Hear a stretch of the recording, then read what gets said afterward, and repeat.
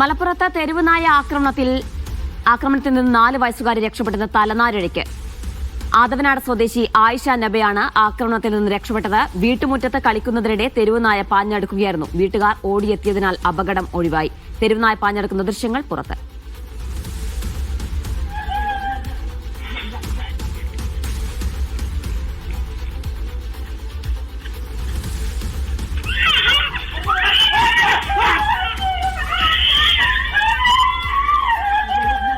യൂനസ് അഹമ്മദ് ചേരുന്നുണ്ട് വിശദാംശങ്ങൾ നൽകാനായി. യൂനസ്, കുട്ടി തലനാരിഴയ്ക്കാണ് രക്ഷപ്പെട്ടത് ആക്രമണത്തിൽ നിന്ന്. ഇത് എപ്പോഴായിരുന്നു സംഭവം?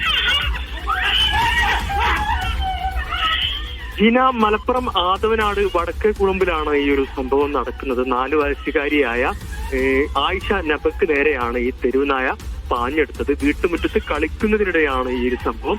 ഈ കുട്ടിയുടെ കരച്ചിൽ കേട്ട് വീട്ടുകാർ ഓടിയെത്തുകയായിരുന്നു. അപ്പോൾ തുടർന്ന് നായ ഓടിപ്പോവുകയായിരുന്നു. പ്രധാനമായി നമുക്ക് ആ ദൃശ്യങ്ങളിൽ തന്നെ കാണാം, ഒരു ഭയാനകമായിട്ടുള്ളൊരു ദൃശ്യം കൂടിയാണ്. കുട്ടി മുറ്റത്ത് നിന്ന് നടന്നു പോകുന്നു.